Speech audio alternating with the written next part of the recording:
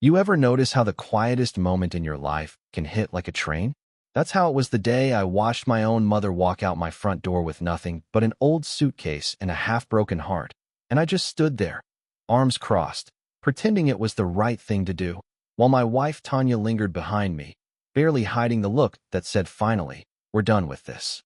We didn't even open the blinds that day, even though the sun was shining so bright it probably could have forgiven us if it wanted to. "You should have told us, Ma," I remember saying, my voice sharp but scared underneath, like I was defending the last bit of pride I had left. She just stared at me, her hands shaking on the handle, and for a second she looked so small I felt like the world's biggest coward, but that didn't stop me. "You've been eating our food, sitting here all day doing nothing." I said it because I thought I had to, because I didn't want Tanya to see me waver, and Tanya, well, she jumped right in. "Not well or not working, Derek? We can't take care of your mama too, not anymore." And that was it. No long argument, no apology, just her suitcase dragging across our cracked driveway, the wheels scraping over broken dreams, and the kind of love you only realize was there after you've thrown it away. She didn't cry. Neither did I. I just watched her walk 3 streets over and sit down on that cold metal bench, 72 years old, shoulders squared, like she was heading into battle. Tanya shut the door, and I pretended that was the end of it. Here's what I didn't know, what nobody knew. Mom hadn't lost her job. She left it, quietly, after the doctor warned her she'd break her back if she kept hauling boxes at the church pantry. She could have stayed. They would have let her, but she stepped down, didn't tell a soul because she didn't want pity, didn't want to be the burden. She'd been scraping by her whole life, making do with less, but I guess you never think losing a part-time job could cost you your whole family, do you?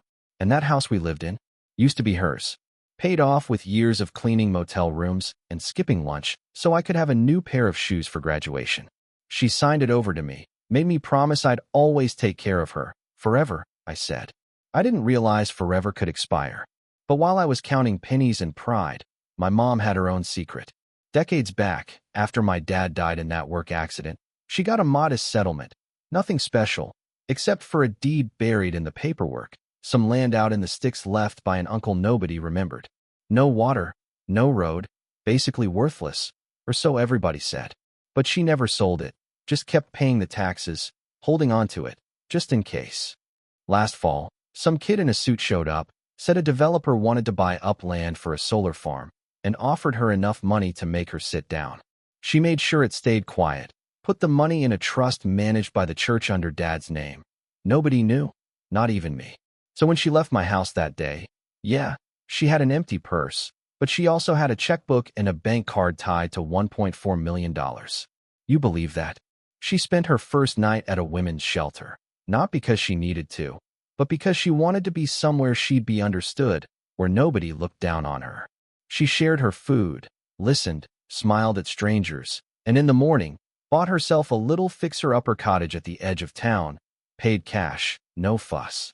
3 weeks later, the place was fixed up under a new name, Grace Holdings LLC. Nobody knew it was hers, and she liked it that way. No revenge plan, no gloating, just a quiet promise to build something better than what she'd lost. Meanwhile, my life pretty much fell apart. The house Mom paid off, foreclosed. My side hustles, trash, warehouse gigs, pyramid schemes, whatever you call it, none of it stuck. Tanya left, took the boys, and suddenly the house was so empty the walls echoed with every mistake I'd made. That winter, sleeping on a borrowed cot in a friend's basement, I picked up a flyer from the library, fresh print, pretty lettering, Martha's Table, community meals, shelter, support for families in need. Martha? I thought, nah, can't be, but something tugged at me. So I walked across town, found the place, simple but beautiful, sunflowers at the door, kids' laughter floating out the windows, volunteers moving around like they belonged. And behind the desk, there she was. My mom.